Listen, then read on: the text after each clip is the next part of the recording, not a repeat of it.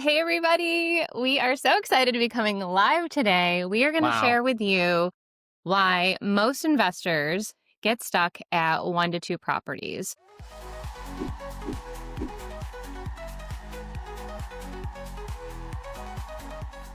So, there's quite a few reasons, and we've been doing this long enough to be able to share a couple of behind the scenes of why we think that a lot of people just get stuck at one or two rental properties. First and foremost, maybe somebody just inherited a property and they became an accidental landlord and they just don't have the proper training on even how to properly scale or the know-how of wanting to and the whole reason behind what building wealth through real estate can do.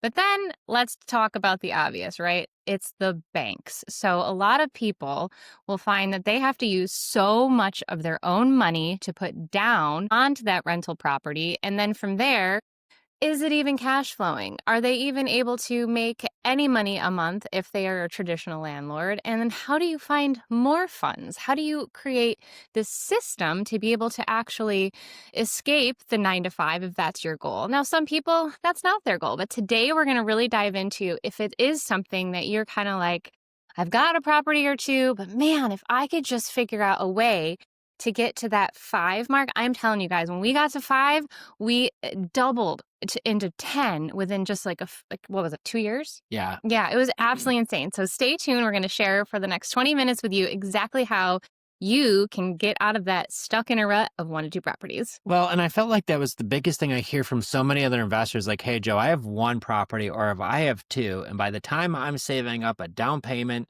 and going to get a loan through the bank and doing all of these things, it's like impossible for them to scale. And you and I were kind of stuck in the same boat. Mhm.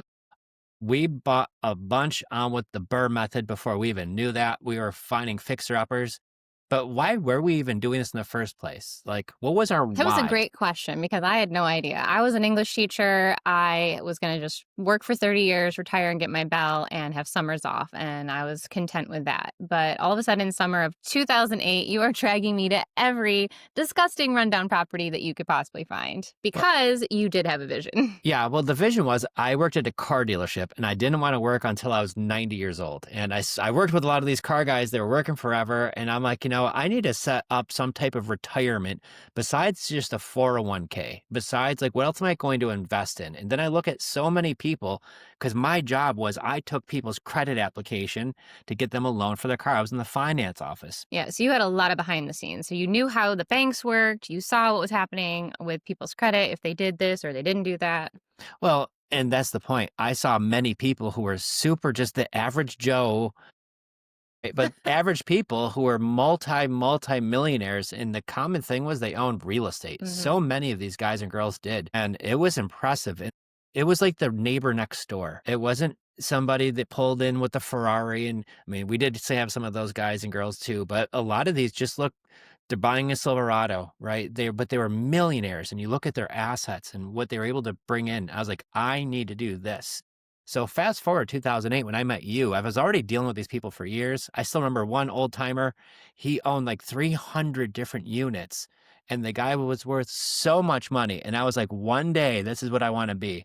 And he was buying just like a regular truck, nothing fancy, nothing, not flossing or shining, but just a normal truck. But when I remember seeing him thinking of how much money he had, I was like, this is what I want. So I meet you shortly after that. Hmm. 'Cause I was still working at the Lincoln Mercury store And when I you'd saw already that done guy. one deal, right? So, Yeah. backstory if you don't know, Joe did do his first deal in the year 2000. He wholesaled it, got a big old check, but then went into the dealership world and just put it on the back burner for a while, which is if something that you've done, don't do that. Like Yeah. if you just kept with it a little bit longer. But once I came around 2008, you're starting to drag me to these properties.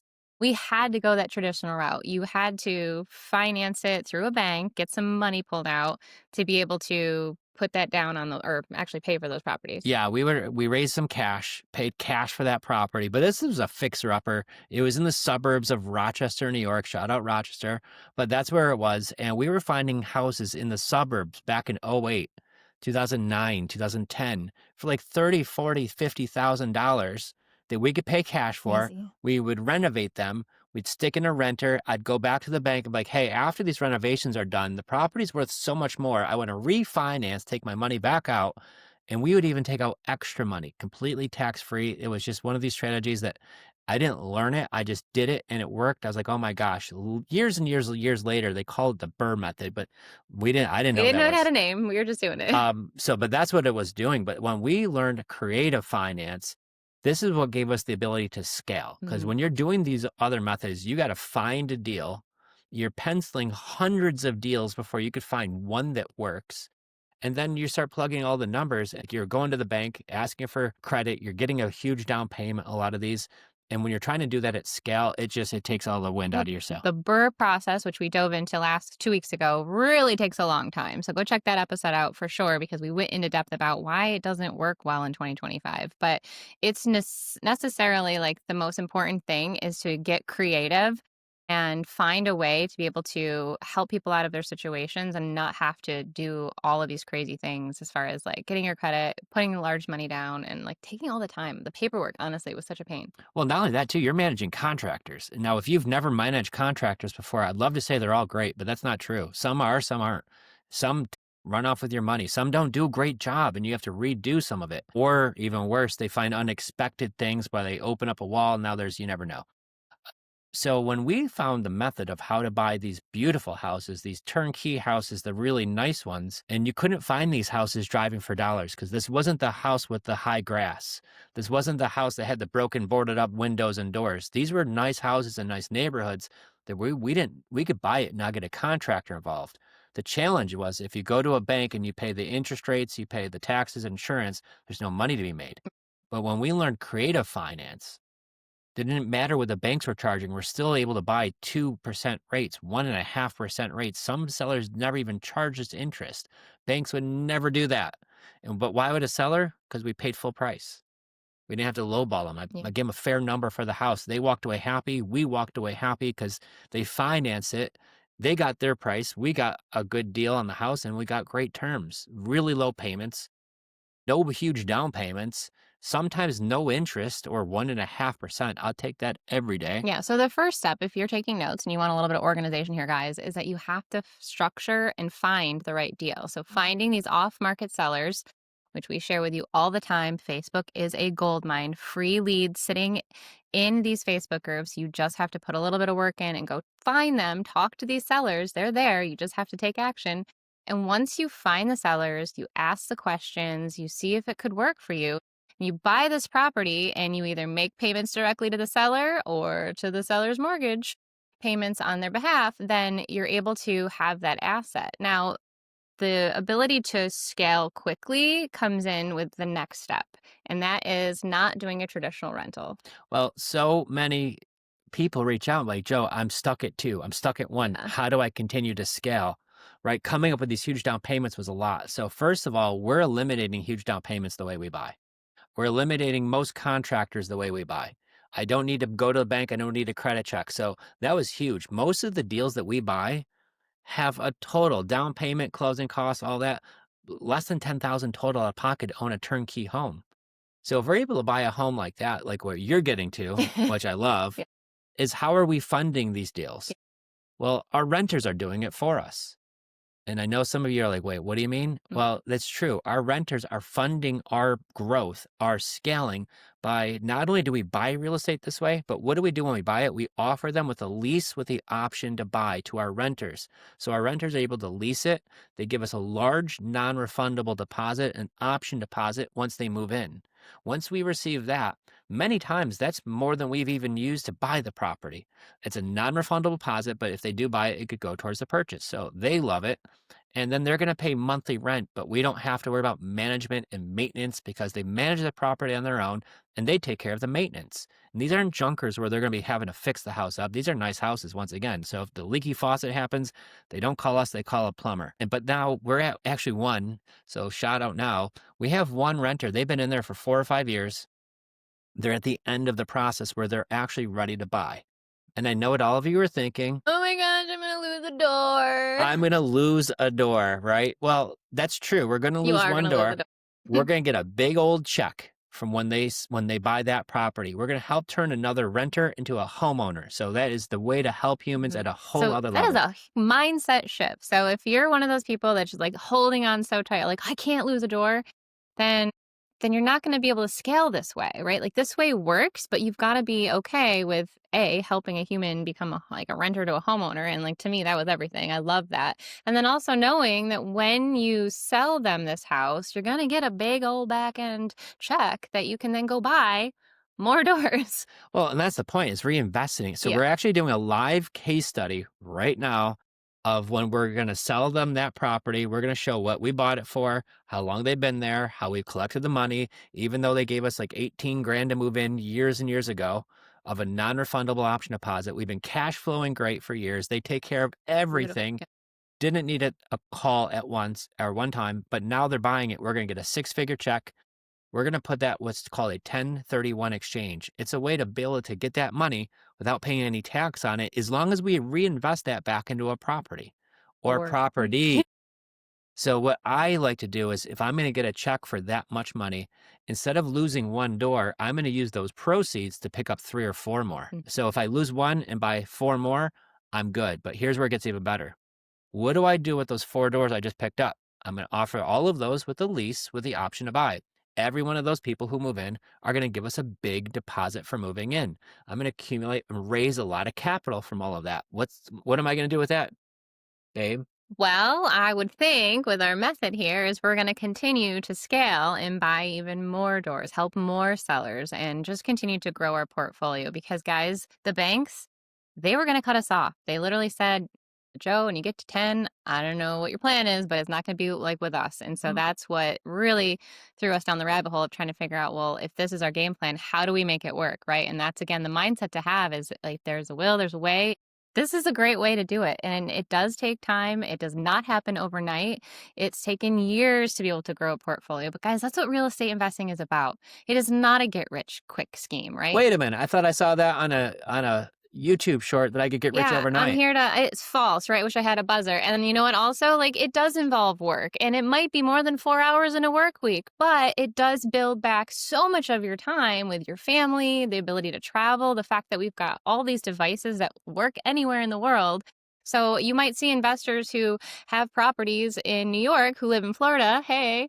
And then also maybe they're spending their summers over in Italy because that's a goal of ours. But the point is that you just have to know the right systems and know how to really up the production and just take those messy massive actions like I like to say.